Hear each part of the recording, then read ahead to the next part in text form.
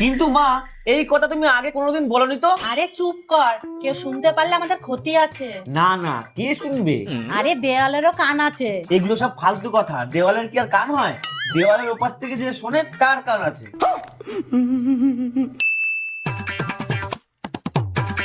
এ দিদি, কি হয়েছে? এত দৌড়াতে দৌড়াতে আসলি কেন? একটা ভালো খবর আছে। হে ভগবান, শাশুড়ি তো কিছুক্ষণ আগেই ভাত খেয়ে উপরে গেল।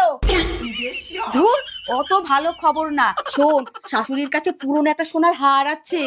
তাই? শোন, শাশুড়িকে খুশি করতে পারলে হারটা আমাদের। তাহলে আর কি, হাতটা তো আমাদের কাছেই আসবে। আমাদের কাছে না চাঁদু, আমার কাছে। এ কি মা, আপনি কাপড় কাচ্ছেন কেন? আমাকে দিন, আমি কেচে দিচ্ছি। আচ্ছা, এই নাও, এগুলো কেচে দিও।